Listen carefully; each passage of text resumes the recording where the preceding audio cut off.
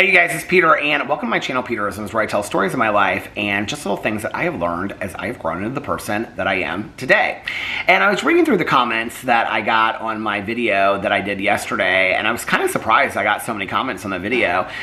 It's interesting that this topic of loneliness or of feeling alone is something that gets so much traffic. It's so interesting to me, and you know, it's interesting because the last year I've seen these videos pop up. I think it's because I made videos that are called things like I'm lonely or I feel lonely or whatever, right?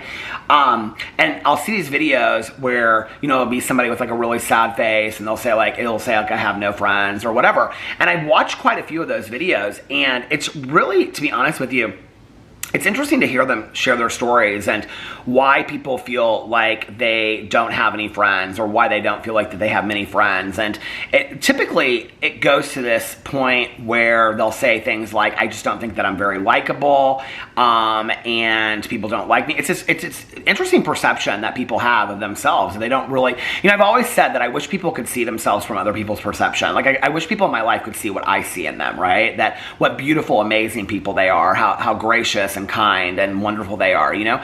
Wouldn't that be great if just for one day we could, you know, see ourselves through everybody else's eyes? I think that would be amazing, right?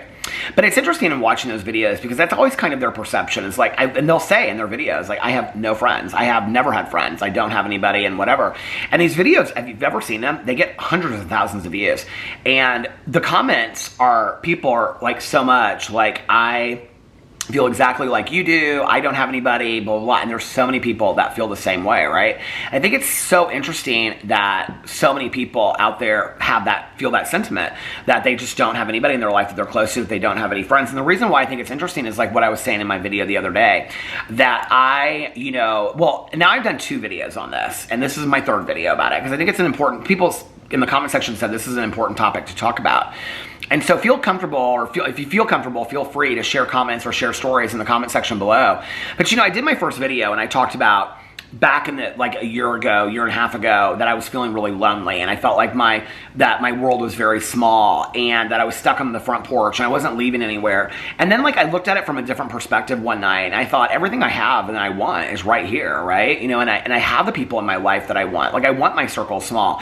And so it was about changing my perspective, right? And it was also about, you know, being grateful for what I have and things like that. And then the last video was talking about like the difference of being alone and being lonely and gratitude and things like that, you know? And so it's interesting that so many people have kind of piped in on this, and everybody's perception, their perspective is different, you know, and how they see things. And I think that loneliness is something that we definitely don't talk that much about. I will say this, that my mom was somebody that, so at my mom, at her funeral, like I gave a eulogy, and when I stood up, because I was sitting in like the first pew, and when I stood up, it was 2 stories, the church. And the entire place was standing room only, in the upstairs and the downstairs. And I had this whole written eulogy, and I can remember I stood up there and I just like looked up at all the people standing upstairs, and I started crying, and I said, my mother never knew she was so loved. And that was the reality, was that my mom was loved by so many people, but she didn't know that she was. Now, if my mom were sitting here right now with the same, I think that maybe her perspective would have changed today if she were able to witness that and see that. I think what she felt like back in the day was that she was always a burden to people. I would say things to her like, she'd say, oh, well, I wish I had something to do this weekend, but I don't have anything to do. And I would say, well, Mom, why don't you call somebody? No, I don't really want to burden them. You know, she's married, or she's got 2 daughters that are kind of, you know, she'd never want to burden anybody. And I would say, Mom, you don't know until you ask. Like, you don't know. I mean, they'll tell you, they'll be honest with you and be like, no, I can't do this weekend, but let's plan something, right? No, I just don't want to be that person that's constantly like burdening people. She would always say that word. She was burdening people.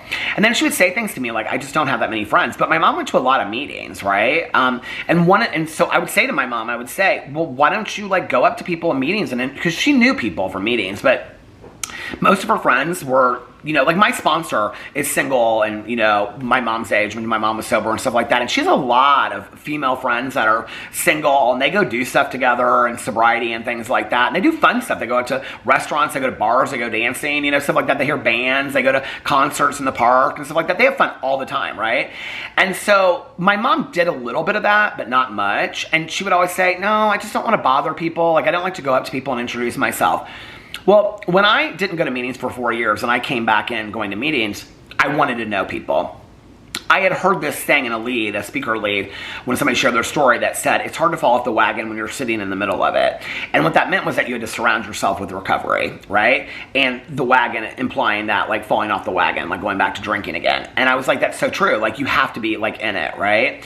And the people that I know that in my life that are very, very active are people that reach out to people. You know, my husband goes out to dinner with his girlfriends a lot, but he's the one that organizes a lot of it. My cousin, I was just talking to her today, she goes out to dinner with her girlfriends like 3 or 4 times a week. She arranges it. She's the one that puts out the text messages, you know? And so I can remember having those conversations with my mom, and I'd say, well, you've got to call up people, ask people for their number. No, I don't want to do that. I don't want to bother them. Well, that stuck in my head when I started going back to meetings, because I was like, if I want to have relationships with people and I want to know people, then I have to be willing to do some of the work too. You know, I can't just wait for my best friend to show up and it be like, okay, this new person is going to walk into my life and be my best friend. That's just not how the world works. And I think to some degree, we all feel like we're burdening people, or we don't want to reach out to people. We always are in our head sabotaging ourselves, right? But I think it's really about knowing our own truth. And like, for me, it was really coming from a state of fear. Like, if I go up and introduce myself to somebody and I ask them for their number, what if they think, I don't know what they're thinking of me, if they don't like me. Like, that was always that social awkwardness that was in my head. So it's hard for me to get out of that, right? But then it's like, do you not want to have anybody in your life, or do you want to take that risk? To me, I'm willing to take that risk, you know? And if somebody says, I'm really not interested in giving you my number or hanging out with you or being friends with you or whatever, I guess that's what they'll have to say to me. It hasn't happened to me yet, you know, that's what I can say. But it was interesting because I got this comment on the video, and I thought this comment was so profound. So somebody said, I feel alone because I don't feel like people see me or understand me. And if they ever do, I run for the hills. That point is really important. I self-sabotage out of fear that if they ever see or understand me, they will reject me.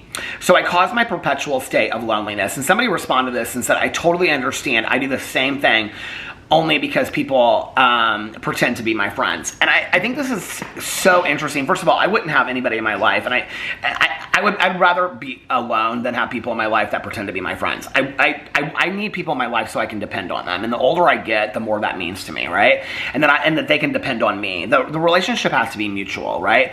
And so I don't want to have fake people in my life. I just don't. There's no point in it. I can have acquaintances that I can go places with, and I can be like, hey, it's good to see you. And we can even do dinner sometimes and hang out, but I don't call those people close friends, you know? But I think the whole idea of not feeling seen or heard or understood, I think is a really important thing, right? I think it's really about finding your people that understand you, people that get you, people that you can be yourself with. The people that I have in my life today, I don't think I have anybody in my life today that I can't be myself with, that I can't dance and be silly and sing songs and say stupid stuff with, like, you know, or have serious conversations with, or say things that are important to me. You know, that they're going to reject me or make me feel less than or make me feel stupid. I don't have anybody in my life like that today. That was part of me removing toxicity. That is toxic for me. If I have somebody in my life that I feel like belittles me or makes fun of me or makes me feel less than, or they don't listen to me or they never ask about me, they're not in my life today because life's too short. I'm not doing that, you know? And so I think it is about having people that see us and understand us. Like, I think we all have this desire to want to be seen, right? And what we mean by that is not just seen like, hi, I'm Peter, but like seen for who we are. Seen, like our personality, our souls, our interests, our beliefs, being seen, being respected, being heard. Even if we don't agree with them, you can still respect somebody, right? And so I think that that's what we mean by being seen. But then the counterpart to that is interesting, but I'm afraid that if I do, when people start to see me, I run for the hills.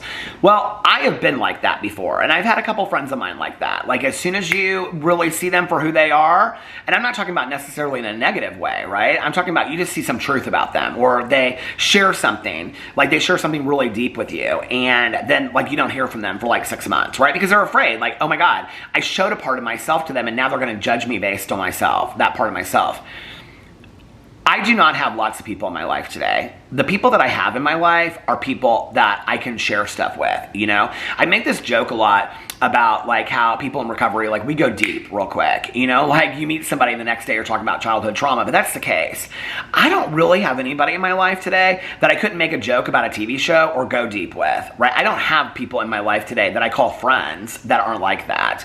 I think it's interesting that the person commented this because I have been like that before. I have been afraid to show parts of myself to other people because because I was afraid that they would reject me because of those parts of myself, you know? And that they wouldn't like me because of those parts of myself. And that, you know, they wouldn't understand that part of myself. And so instead of them rejecting me, I pushed them away first. And that is, like she said, 100% self-sabotage, right? You have to give people a chance. You just do. I am surprised every day, okay, about the amazing kindness of complete strangers that I will never meet in my entire life.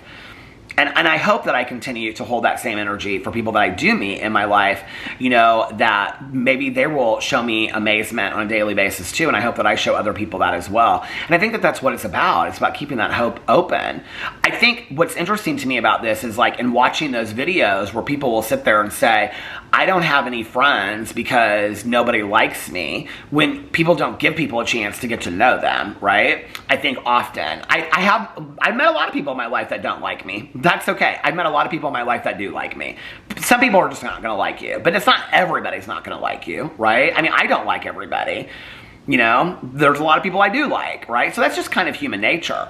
But at the same time, I think it's so interesting that this person that commented on this went so deep with it and really understands their relationships with others. Like, this awareness to me is like, I mean, for me, like, I live for this kind of awareness, right? That, like, oh wow, this is why I don't have close relationships. Because when I do, I push people away because I'm afraid if they see a certain part of me or see something about me, or they see something that happened to me or something that I experienced in my life where I share a belief system about me, they'll push me away, they'll reject me. And the rejection is harder than the sharing, right? And I don't want to put myself out there to then be rejected because it's too painful. And the reality is that's probably happened before, because you know that to be true. It happened to me a lot. That's how I knew that to be true in the past, right? With people I was dating, people I was friends with, coworkers, things like that. I'd share something and then all of a sudden they'd just be like, they looked at me in a different way, right? I couldn't handle that. But now I know that it's worth it because I have tried it through the years, you know?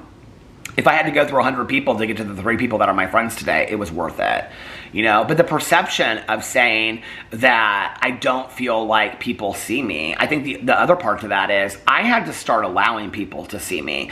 I realized that for a very long time, I was dulling myself down to a lot of people instead of allowing people to truly see myself, which is why I love the statement of being too much. Let people see who you are. Let them see the tears. Let them see the laughter.